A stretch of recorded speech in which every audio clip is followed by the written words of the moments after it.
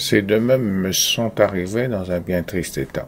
De style néo-gothique anglais, milieu du 19e, il y a beaucoup de façonnage à la main, mortaise, tenons, goujons et sculptures, mais aucune trace de travail à la machine. La chaise est en raide et le fauteuil en acajou.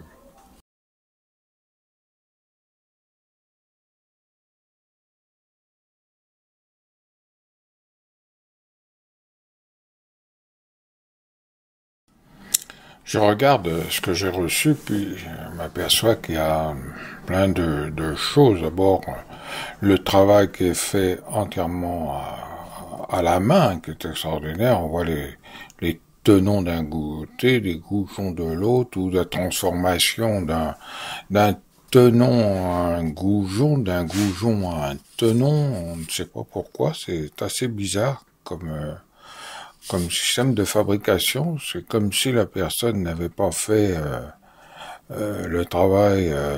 C'est comme si c'était pas la même personne qui avait fait le devant et le derrière. C'est quand même assez bizarre. Donc la première chose à faire pour moi, c'est de faire un grand lavage. Et puis ensuite, de nettoyer tous les assemblages de façon à les reconstituer et en faire quelque chose non pas en refaire une œuvre, mais quelque chose qui a de l'allure et solide, qui puisse encore durer 20 ou 30 ans avant de retrouver quelqu'un pour le restaurer de nouveau. Voilà. Là, je me trouve avec le bras et sa console. J'ai collé une pièce d'acajou, puisque c'est le fauteuil, et j'ai coupé également les goujons pour pouvoir en replacer d'autres. Donc, le meilleur moyen de goujonner, là, c'est manuellement, donc je vais placer 2 clous qui vont me servir de point d'axe pour pouvoir le présenter et marquer sur l'autre pièce exactement le bon emplacement. Voilà.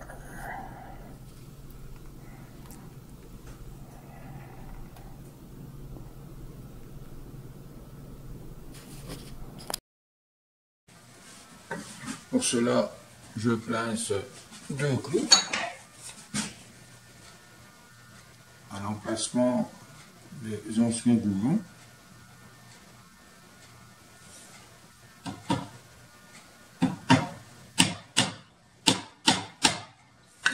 J'enfonce. Donc, il faut que je goujonne plus par là.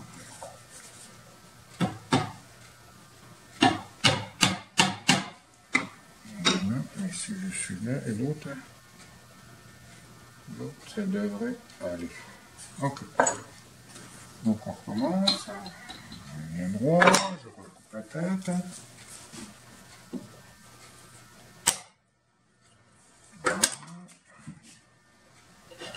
Je les appointe.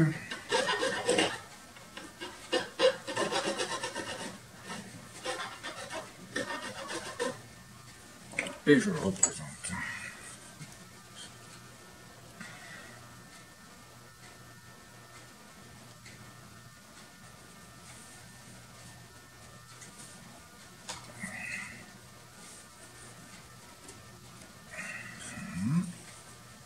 Ok. Ok. Donc ça va mieux. Ah, donc celui-là et celui-là.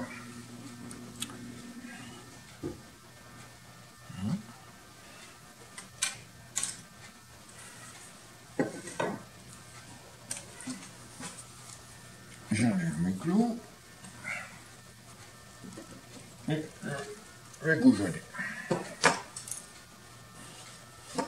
De 8 mm, qui est un peu plus petit que ce qu'il y avait auparavant. Et mon vilebrequin, c'était 238, je suis passé à 8 mm. Là, je me pointe ici. Bien sûr, j'ai essayé la mèche avant. Là, je cherche à être perpendiculaire à ma surface légèrement en oblique et dans l'autre sens. Voilà. Et là, je perce. Voilà. Ah, il a peut-être fallu que je mette un repère.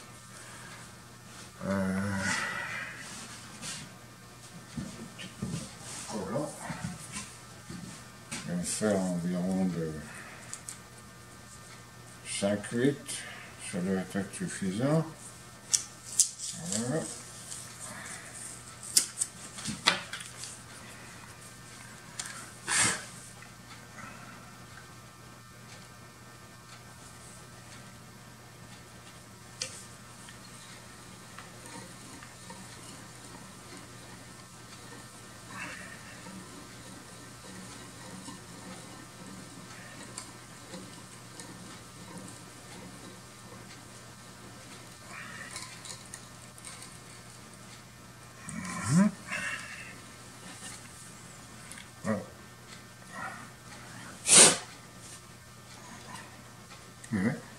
Et c'est d'origine, parce que je retrouve la colle d'origine. Donc ces goujons sont d'origine.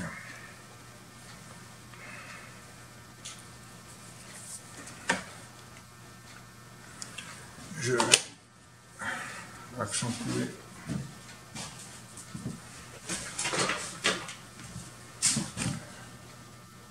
mon pointe. Voilà.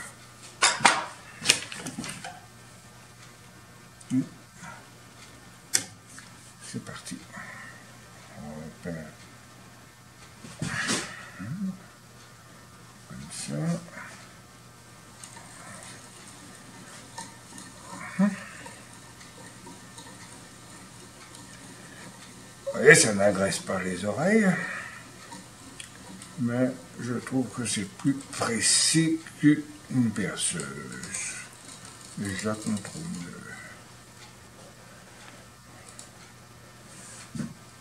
C'est une question d'habitude. Pourtant, il y a longtemps, je n'ai pas utilisé mon ébrequin. Voilà. Donc là, j'ai ressorti la colle ancienne. C'est à 9 mm.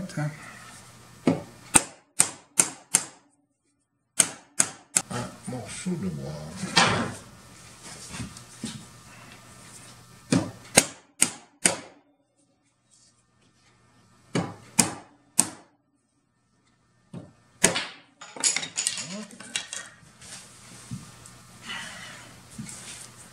On la repasse de nouveau.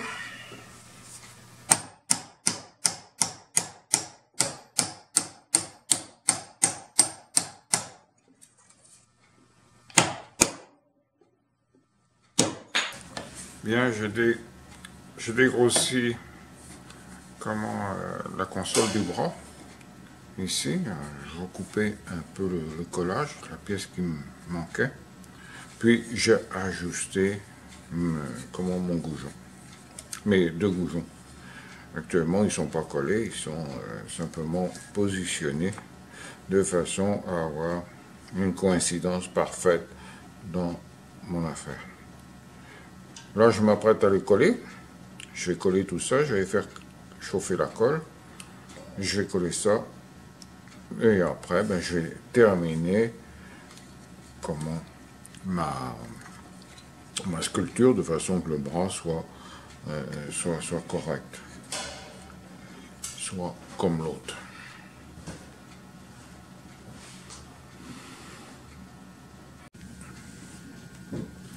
Là, ma pièce est collée. Okay.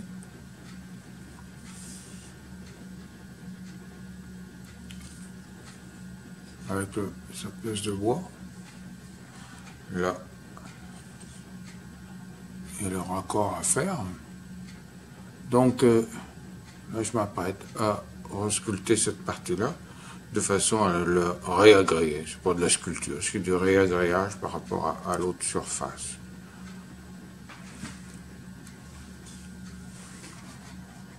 Comme vous pouvez le voir, la restauration demande une maîtrise complète du métier, parce que Bon, je ne suis pas un sculpteur, mais je suis capable de faire une pièce ou de reproduire une pièce.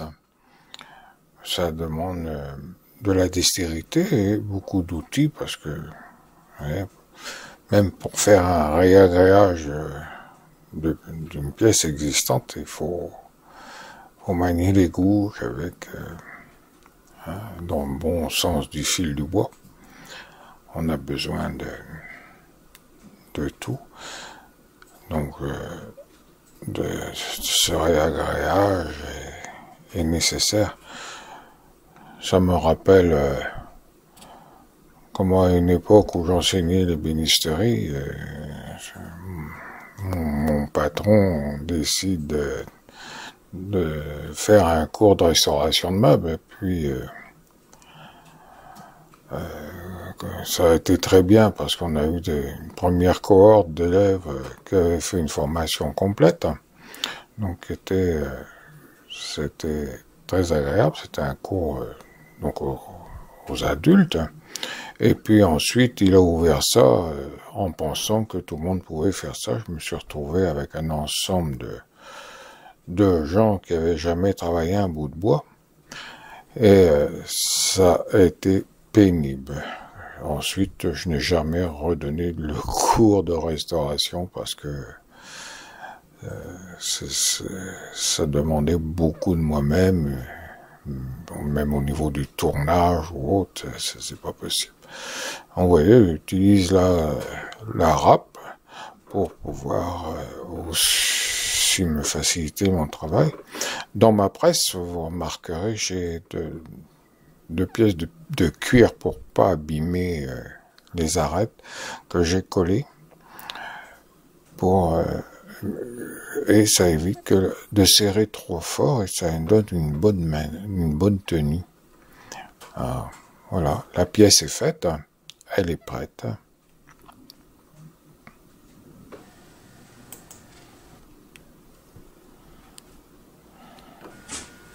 Alors, je viens de me faire le goujon, j'ai fini. J'ai fini le bras, la sculpture du bras, là.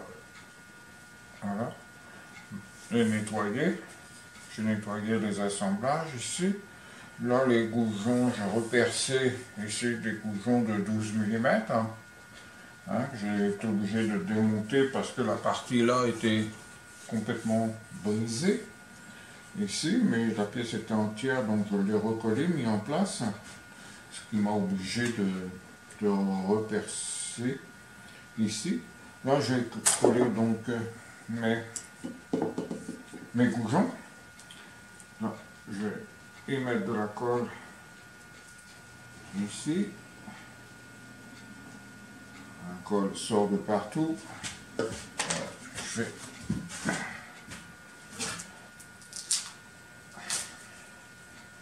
cette colle, je la passe au bain-marie. Cette colle-là, c'est plus antique, je ne sais pas pourquoi, elle est très bonne pour la restauration. Ce qu'il faut, ça m'évite de chauffer mes graines au bain-marie, que je garde pour ma marqueterie. Et puis là, j'ai de très bons résultats avec ça. Ça tient, c'est long à durcir, mais ça tient bien. Là, j'ai masqué ça pour que ma colle ne glisse pas, ne s'en aille pas partout. J'en mets abondamment. Cette colle permet, l'avantage c'est qu'elle permet des surépaisseurs, contrairement à la colle blanche. J'en mets un peu sur le goujon. Je ne les ai pas essayé, mais ça devrait aller. J'ai percé à 12 et puis j'ai fait des goujons de 12.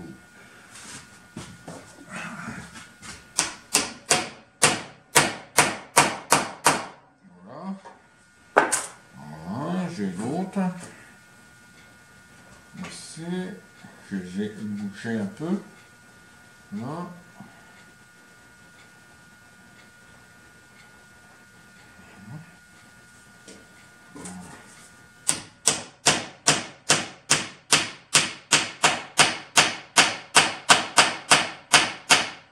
Celui-là est un peu plus profondément.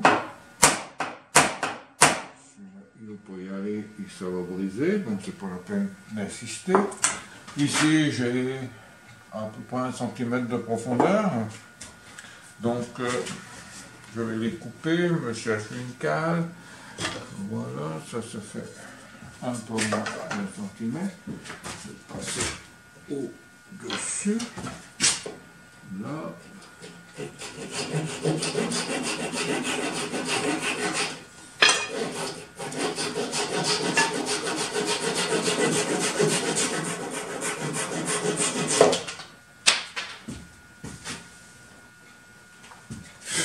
Ce fauteuil est en acajou. La chaise que j'ai restaurée, elle est en haie.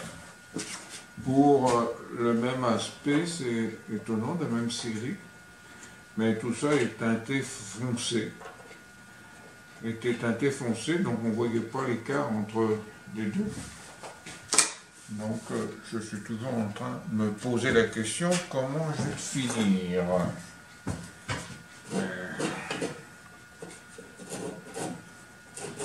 J'avais prévu de finir ça à l'huile. Je crois que ça va être comme ça, parce que le bois est très sec. Ça va me nourrir. Sauf que le vernis qui était là,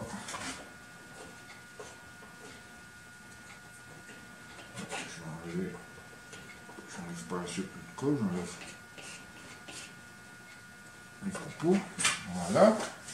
Alors, l'autre côté, l'autre côté, il y a un goujon, ici, qui est dans l'épaulement. Le trou est propre là-bas, les pièces ont été recollées. Je vais faire un essai quand même. Parce que ça pourrait aller. Ce repos, si, ça va peut-être, ça va. Écoutez, il n'y a plus qu'à mettre de la colle. Voilà. Alors, je vais mettre de la colle abondamment de chaque côté qui va me renforcer les pièces aussi que j'ai collées. Voilà. Le goujon. Ici, la partie bois.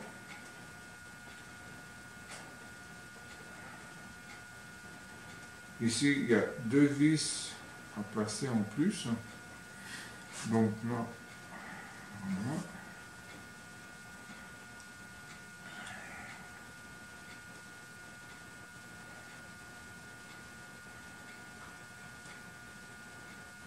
Oui, il faut comme viser quand je commençais à travailler, que je faisais les collages, je mettais pas trop de colle pour éviter de le nettoyer, jusqu'au jour où j'ai un de mes patrons qui m'a engueulé, et il faut que la colle ça chie, qu'il m'a dit. Voilà. Alors depuis, je fais chier la colle.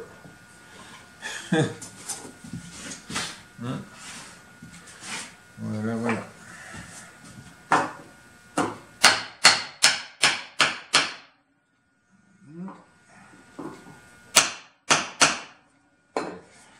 Comme ça, pas d'un moment. Et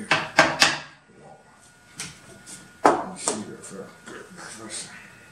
Ouais. Bon. On va y mettre des petites presses ou.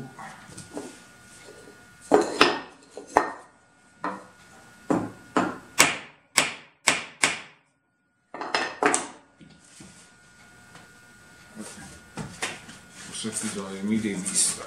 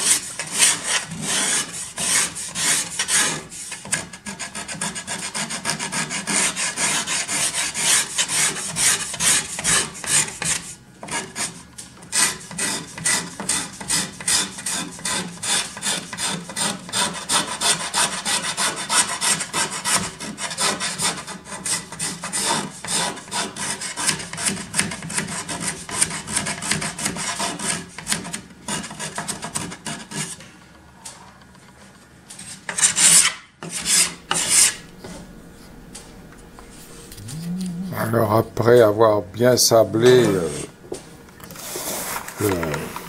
la chaise, je l'ai bien nettoyé, sablé, raclé, mis le bois bien à nu. Le bois est très sec, donc première chose à faire c'est de le nourrir. Donc j'ai passé à ce moment-là de l'huile de lin que j'ai diluée de façon à ce que le bois boive et se nourrisse et se remplisse, que les pores du bois se remplissent bien et avoir... J'en ai passé 2 couches comme ça, entre un égrenage et là, comme vous voyez, je suis en train de passer de l'huile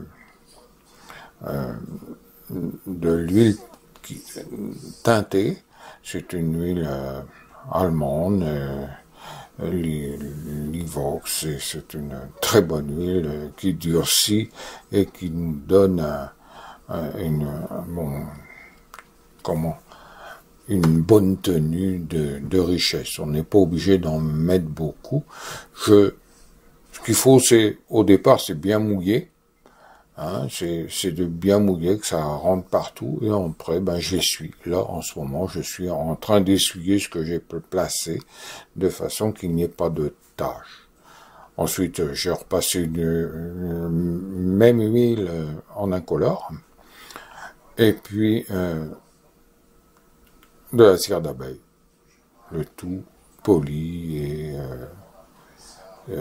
donc la cire c'est pareil, la cire que j'utilise, on appelle plutôt ça un non caustique. Je la dilue, je la passe rarement telle qu'elle est dans la boîte. Je la patine. Là, je présente une boîte d'un chose qui est même très bon.